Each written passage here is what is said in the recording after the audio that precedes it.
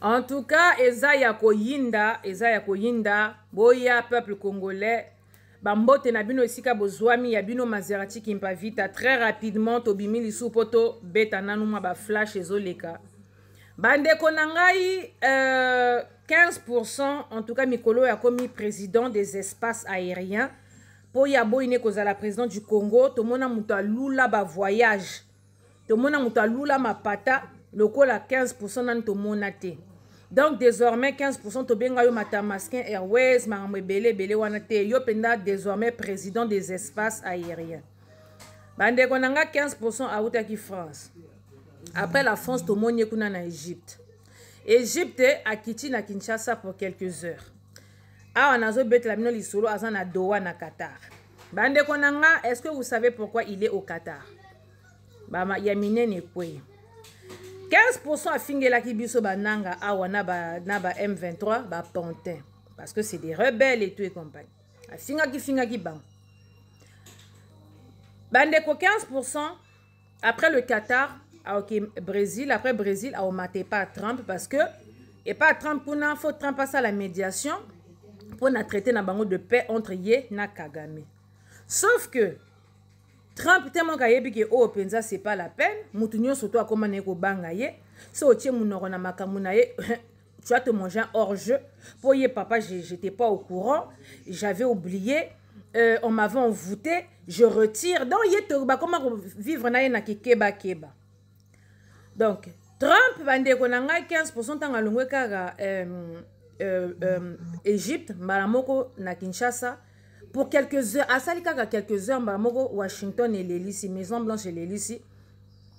Oh, faut qu'il y ait Qatar, na Doha là tout de suite maintenant. Donc, faut qu'il y ait Qatar, kaka lelo, faut que tu partes parler là-bas avec les M23. Donc, faut vous signer un accord, banini.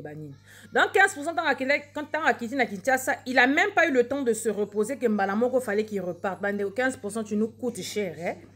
Tu nous coûtes vraiment cher. Bah voyage ne wana ici to lembiango. Hein? Caisse de l'État ici au Toboli.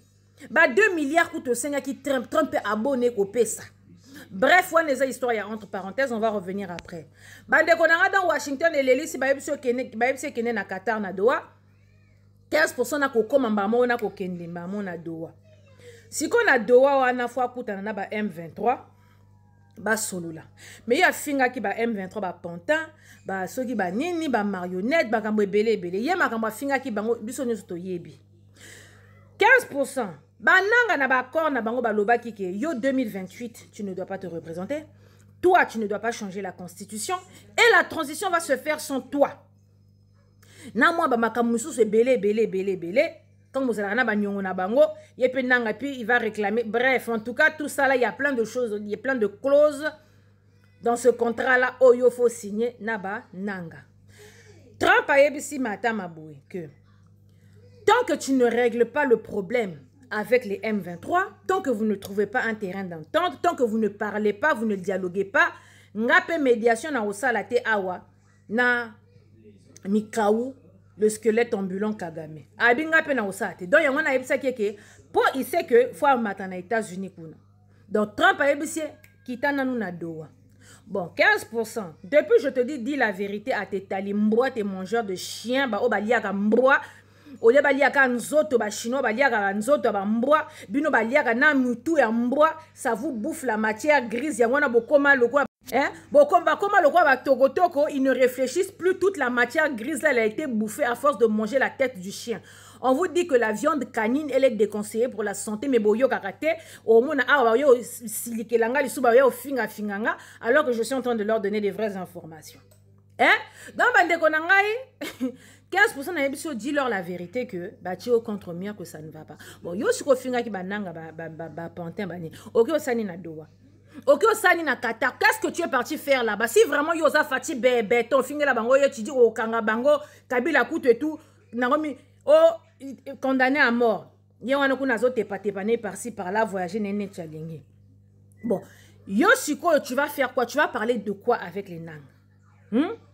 Tu vas parler de quoi avec eux là-bas? Pourquoi n'y bien aussi quoi à Washington? Donc, la famille, actuellement, 15% na Qatar. Donc, ils sont dans les pourparlers.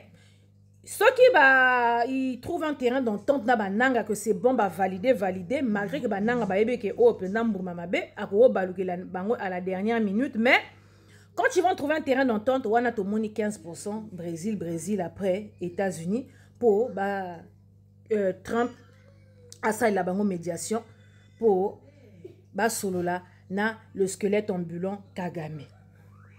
Dans bandeko na nga na ebisino eza koyinda 15% papa toyebite président des espaces aériens awa pe ozalaka na mapata so banyate li au coup d'état orosilika orolela yo na nani okokanga liso bandeko no bandoki okanga nani yango ndoki parce que toi tu es censé être dans ton pays sécuriser ton pays, mais yo toi tu es tout le temps dans les airs, hein, olinga ko contempler nani yango na likolo kuna so banyate li au coup d'état okoloba nini so olinga Kinshasa te Kinshasa ngo epesa yo matchache epesa yo molunge tu n'es pas à l'aise à Kinshasa et ça nini banzela ba embouteillage be créer des routes et ça nini yango courant et kendara pas réparer le barrage de Ingala Inga 3 réparer comme ça tu auras le courant à gogo et ça nini mai réparer les tuyaux des registres des eaux ici comme on a ba rouille mai so ke bimé za la so couleur nini yango. Répare, arrange ton pays pour qu'il soit beau. Yo prometta qu'il soit Allemagne d'Afrique. Mais tu es partout dans les pays des autres. Que là-bas, hôtel de luxe à Baninga, Banzela de luxe à Baninga, Mboka Kitoko à Baninga. Mais tu es président du Congo, le pays le plus riche du monde. Bongi sango comme ça, au don dans un pays, na yo ke o bandara ko bimanambo wa l'État tout le temps et tout aux autres tobolabake ça l'État entre temps kuna baso que bana. Il n'y a pas de santé, pas de scolarité. Il manque plein de trucs dans ce pays-là. Batunzala. Ataka banzela wana we utaka ba Congo wana tu bongisa biso ata banzela wana comme ça au moins tant baso somba biloko na kati kuna ezo ya ba so ba somengo na ba tongo. Oh putain, on a 13 heures à Kinshasa, les gens vont se dispatcher ça et tout ainsi de suite et puis bateki ça sera moins cher. Dollar pe kunezo matase ko matezo tomboka se ko tomboka 15%. Tu as tellement de choses à faire dans ton pays. Tika la biso makamba voyage wana. Tika.